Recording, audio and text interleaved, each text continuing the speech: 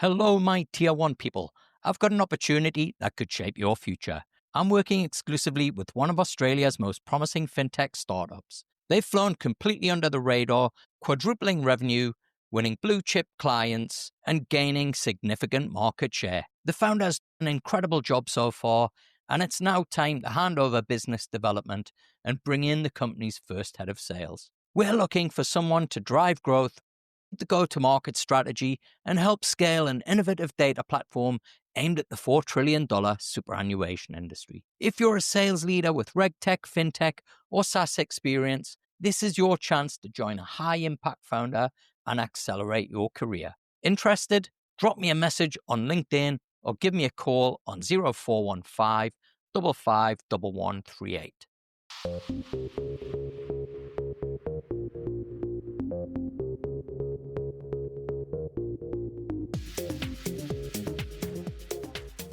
Hello, my people, and welcome to Fintech Chatter, the podcast where I chat with fintech leaders about their secrets to success.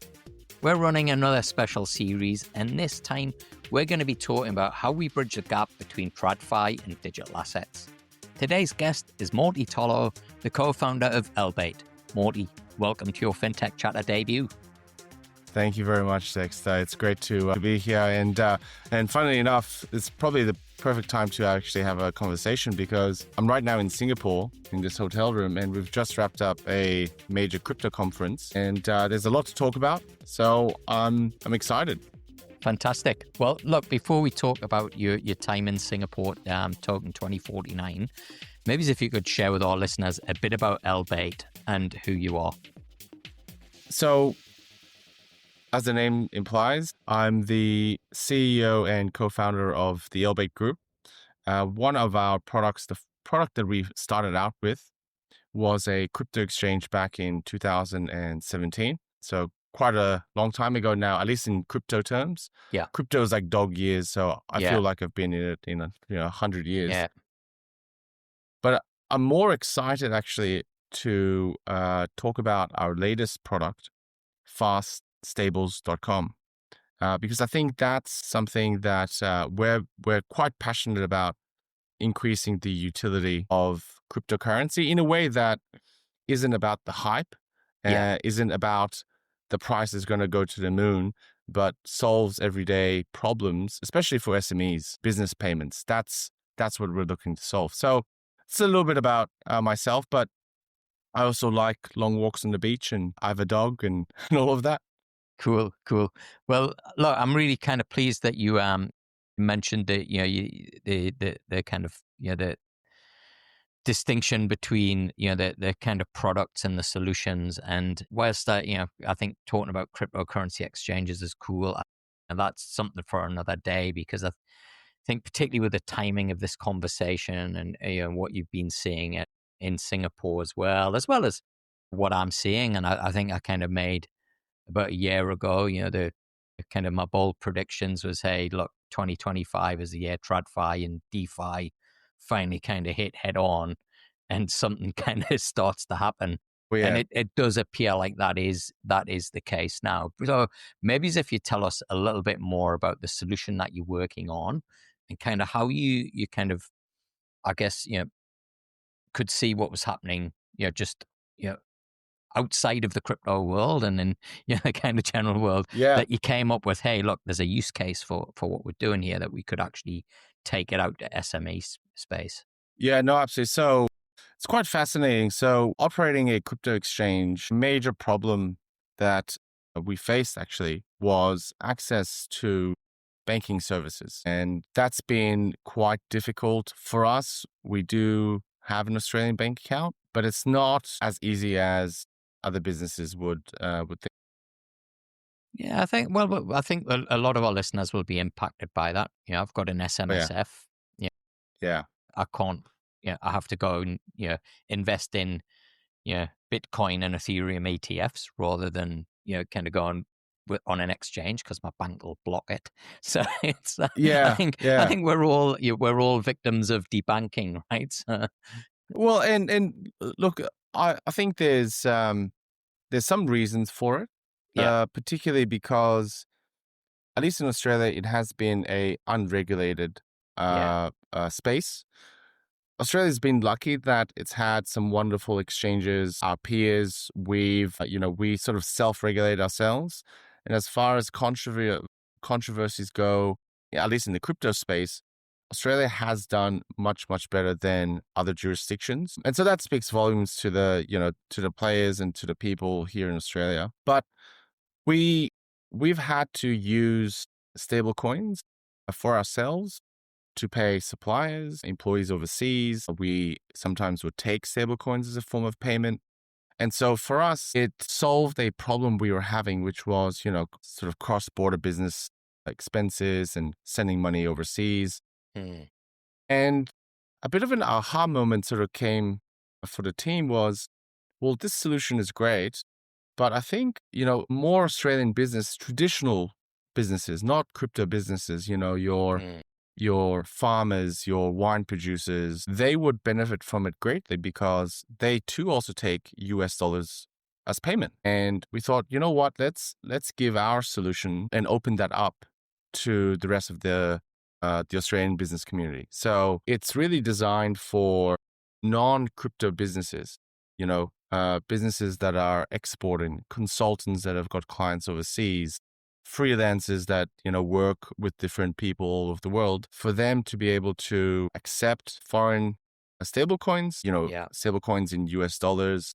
We'll be adding euros shortly as well. And to be able to benefit from the advances in the blockchain technology. And so we think now is the right time for that. We can by far beat the bank's FX rates. But the other benefits are, that instant settlement time. Instead of waiting 5 days for a Swift transfer, you can get that, within 2-3 minutes. Mm. And there's no sort of cap, so if it's a business invoice for, $2 million, you don't need to go through Yeah. this and this and that. Yeah. And that's something that I think for us at least is quite a moment in our industry, because we can finally sort of showcase the capabilities of what we've been Yeah. Yeah. yapping on about for quite a long Yeah. time. And I think it's such a kind of important example that you've given in going into that level of detail, because, if you look at the conversations on any social platform, and you kind of see people, and the hype merchants around stable coins, and they're talking about how it solves all these problems. Yeah, but, you know, Revolut and Wise solved this problem a decade ago. So kind of, you're kind of 10 years late to the party, right? But what they haven't solved is the business to business that you've talked about, right? They've solved, me having to send my mum, through a wire transfer, or go to the newsagents, and kind of, go to Western Union and send money. Those businesses have solved that, right? So my mum can Revolut $20 and say it's the kids' holiday. Can you get them an ice cream? And it's perfect for those moments, right? And it's had a fundamental shift on my life, on my Oh, mum's yeah. life. But as a business, right, I kind of just got stung with fees because client in Singapore, was sending me money, and they were paying in Singaporean dollars, and I was receiving in Aussie dollars. And the banks benefited from that, when, stable coins would have been a much more efficient and faster and cheaper solution to that style of transaction. Yeah. And I think, and also in my wallet right now, I've got a Revolut card. So Yeah. when I go on the Yeah. MRT, so I'm Yeah. not, eh, there's no one solution to everything. And I think Yeah. that's been one of the problems of the industry is it's sort of going blockchain is a solution, the ultimate solution, and the only solution Yeah. Yeah. to Yeah. everything. There's no room to coexist, right? Or be part of an ecosystem, That's or right. yeah. Yeah. Yeah. And I think, and it's just the wrong way of thinking, because what a business requires is optionality. Some Hmm. of their clients would prefer to pay via Swift. That's just how they work. Some clients might be more forward thinking, might have access to stablecoins a lot easier. So if the client is based in, somewhere where it's harder to access stablecoins, then how can they pay you? So these are some problems. And I think you just Yeah. need to offer optionality and a mix of solutions here. Yeah. Well, you're in Singapore at the moment, and whenever I go to Singapore, there's a couple of things that I love, and the first is, I think, kind of first thing I do is download the Grab app again, That's right? right. Because it's like just so It's so seamless, right? Like convenient. it's brilliant, right? But then the other thing that always strikes me, and it's almost like there's such a paradox in this, is that I go into a store and I go to pay for something, and I got a choice of about 5 different payments terminals, like which is QR codes and, that's right. That's right. But that speaks volumes because Singapore is quite a international city. So that optionality of offering whichever payment option the person is most comfortable with. If it's somebody visiting from China, they can accept WePay and Alipay. If it's somebody from Australia, they can accept Visa and MasterCard. So that optionality, I think, is probably what makes Singapore so strong in the financial sector. Is instead of going, we only support this, they've gone the route of there's a solution to every little problem, and so we will accept all the solutions. You pick off the menu whichever one you like. Yeah. I wanted to talk about some of the successes that you've had so far with the product, but also the challenges that you've faced as well. And I feel like this could be the moment where I do a virtual arm reach and kind of put my arm around you, give you a bit of a hug when we talk about the challenges piece. Yeah. I didn't have white hairs when I started this, so. Mate, I had beautiful long flowing locks, right? Who said fintech and crypto is not stressful? Yeah. For us, FastStables was launched about 2 months ago. And in that time, we've assisted startups in Australia to receive the capital from Singapore, actually, funny enough. Cool. So the investor was going to invest in US dollars. And they actually said, listen, can we pay you in a US dollar stablecoin? Because that's what we've been doing with some other investments. And we just find it so much easier. But we're still happy to do the US dollar way. You just would have to wait a little while. We'll have to transfer to our HSBC in London and blah, blah, blah, blah, blah. And so, the person rang me up and said, Morty, you're the crypto guy. What's the stablecoin thing? Is it safe? Can you help me? So that's been one of our successes. Another one is a freelancer. So that was actually a VC investing in a firm, and you've correct, kind of in Melbourne, that in Australia. Oh, wow. That's right. And that was for a couple million. Yeah. So, and it was seamless.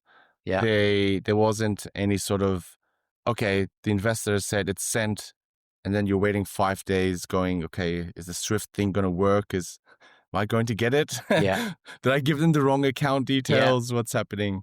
So that's something we love, right? That's a real problem. And at the same time, they did it at a cheaper rate than whatever. And we sort of benchmarked this against various FX rates from the big four, HSBC, the Citibank, all the way down to Revolut and Wise and Airwallex. And we still came out better. And that's, I think, stablecoins was much, much smaller 5 years ago. These days, the amount of liquidity available means that those FX rates can be really precision and can actually be better than what you can access from the banking in the traditional sector. Brilliant. So we're going to talk about the challenges. And we've got freelancers and all of those stuff. Yeah. Oh yeah, freelancers. Yeah. Talk me through that, because that is something that, if there's a use case for kind of huge amount of transactions, high volume transactions, it's that. Yeah. That you've got multiple currencies, very different payments rails in all of these different jurisdictions. From a payroll perspective, you run a business, I run a business. You can't just click send, right? No. So, I mean, especially after COVID, I think there's been an explosion in the creator economy, in the gig economy, in freelancers going, instead of working for one company, I'm going to put my skills and apply it to many different companies. And the world's become quite internationalized. You have people that live in Australia, their clients are in Dubai, they themselves might have an assistant that might be somewhere else. And that's all well and good, but I think the payments part is still quite cumbersome, right?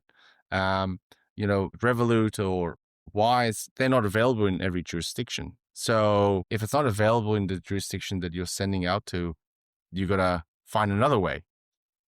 So for us, freelancers is an area where we're really focusing on, because we think stablecoins can be a great option for them to offer to their clients. They can still offer the traditional one. You can pay me by the Stripe app or the integrations, or if you've got access to a stablecoin, I also accept a stablecoin.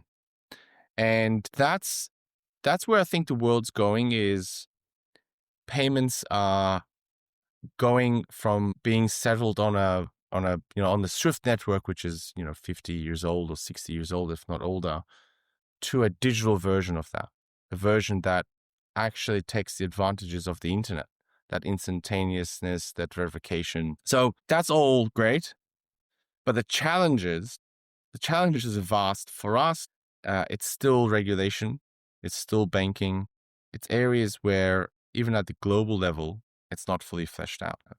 In the United States, what was it called? The Genius Act. There's a funny story to why it's called the Genius Act, but maybe that's a story for another time. But the Genius Act is all about stablecoins. So in the US, stablecoins are now fully regulated, it's fully recognized, and there's pretty harsh rules around it.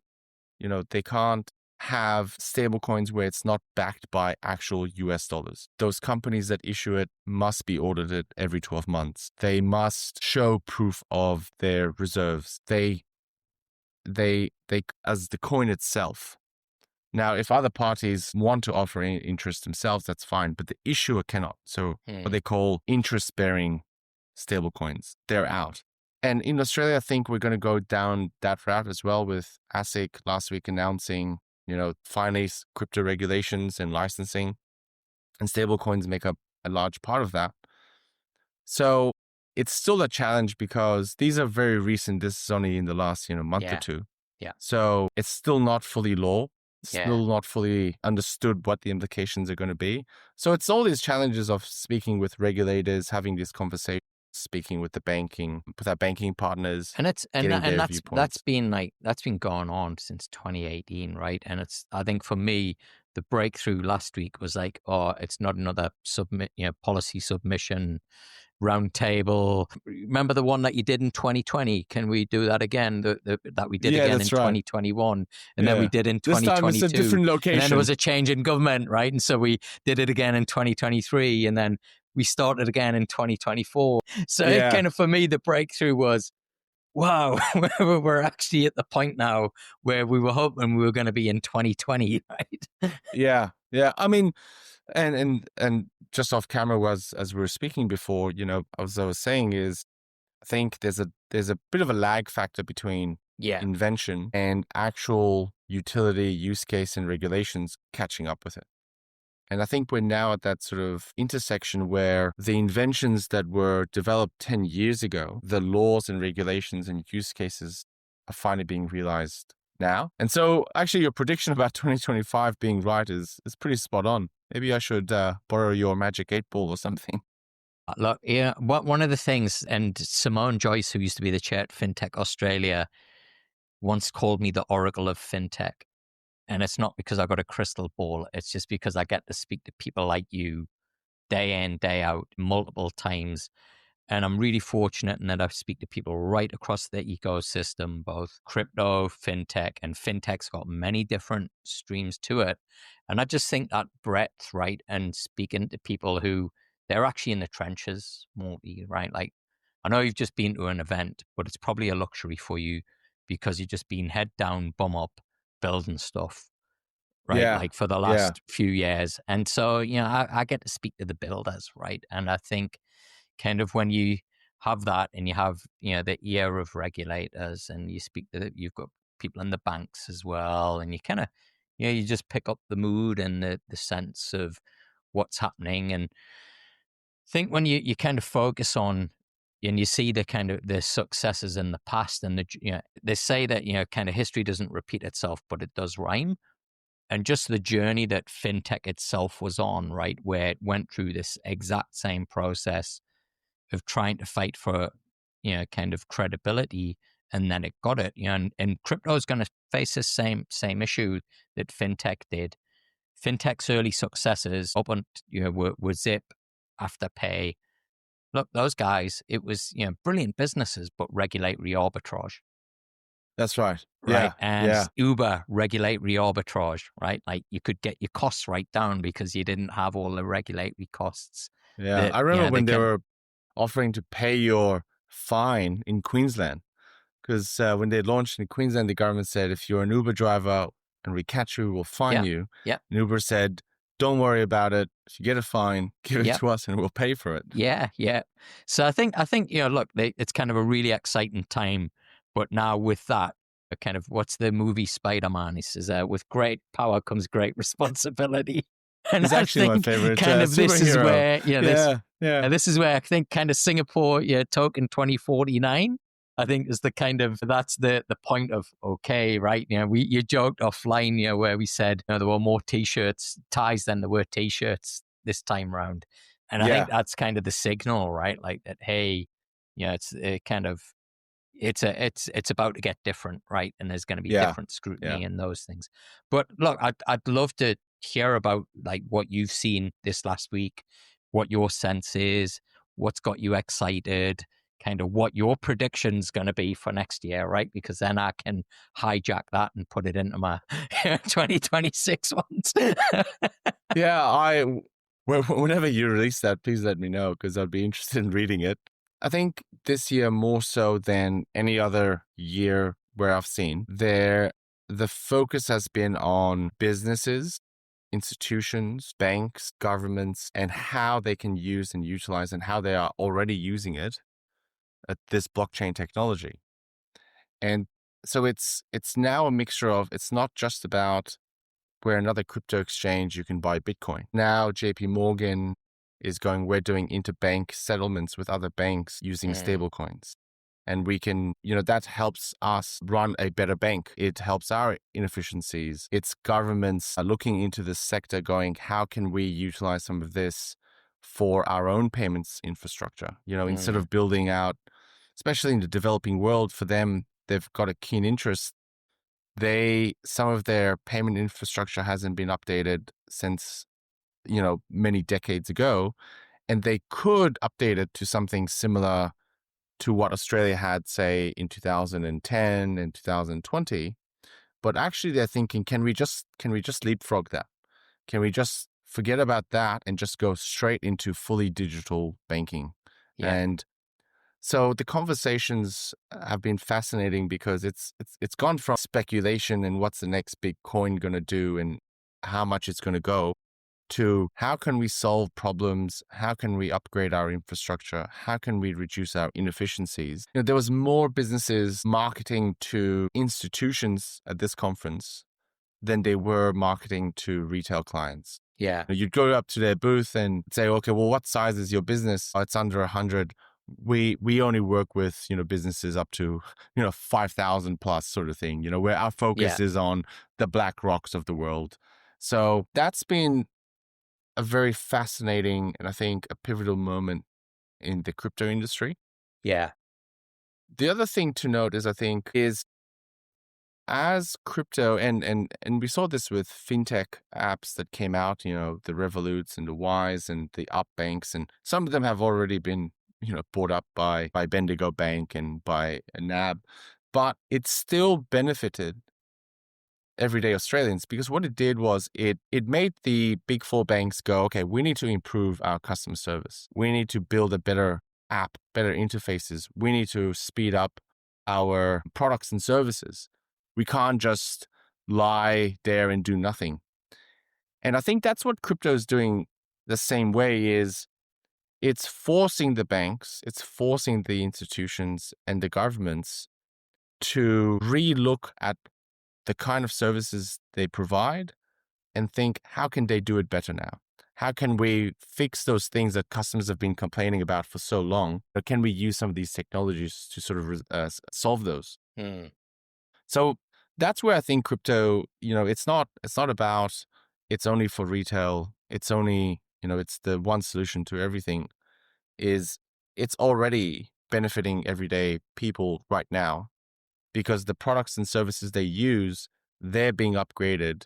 And your bank, certain banks are already using it for that interbank settlement layer. So you might be indirectly already benefiting from it. Yeah. Where our listeners are probably going to think we've scripted this whole thing, right? But to come full circle on that observation that you made offline about innovation.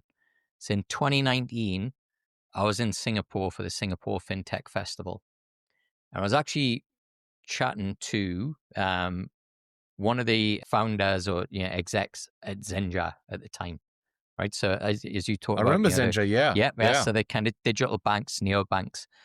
And back then, Facebook, or Meta now, had announced Libra, right? That's right. And all of the talk back then was like, hey, this is a massive threat to our sovereignty. And so the guy who was talking to it, Zenja, a guy called Andy Rigg, we caught each other and basically got mobbed after they'd just done this presentation by monetary authorities, regulators from all Southeast Asia, right? All these different countries saying, hey, we want to talk to you about, because they were actually saying, oh, we're doing like a white label platform now, right? So you can use our technology and build your own banking app, right? And they mobbed them and they're like, look, we're kind of really concerned about Libra, right? Like what this means for our sovereignty. We got to fix this payments and banking, kind of these unbanked people. We got to give them, kind of banking services through mobile, through a mobile app. And it's amazing to hear you talk about kind of now we are like pretty much 6 years on from that to the day, right? It was in November 2019. And it's exactly the same conversation and same concerns, but it's now that it's ready. Yeah, no, that's right. And the competition is always good at the end of the day for the end consumer, right? So if there's competition where it's forcing businesses to better their products, and more importantly, if it's lowering the barrier to entry. So where my prediction is we're going to have almost all major banks in the world will be using stablecoins and blockchain for their own businesses. They may not offer it to customers. They will be using it, and if not already. The other point is we're going to have a lot more competitors that will offer bank-like services that will force those same banks to reduce their fees, better their FX rates, improve their services. And ultimately, it's at the end of the day, it's the consumer that wins, right? They get the better product, they get the cheaper product, they get access to more services. Now, whether they want to use the latest and greatest, crypto app or something like that, or they want to stick to this, to the bank that they know, they're still going to benefit from it. Yeah. Cool. So Morty, it's been fantastic chatting with you. Before we wrap up, we get incredible talent listening to this show, but also we get a lot of founders who might definitely want to get money in the bank as quick as possible if they're raising capital. So I guess, look, first off, if there's anybody out here who's interested, who thinks, hey, I'd love to be part of this mission and journey, where can people find out more about careers at Elbaite? So right now, in terms of capital raising, we're not capital raising just yet. No, I was thinking more for founders who are capital raising and can use your stable coin Right.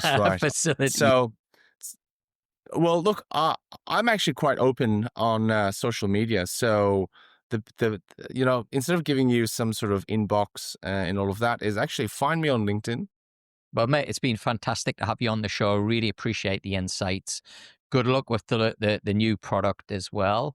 And look, kind of really pleased to see that you've kind of made it through the winters.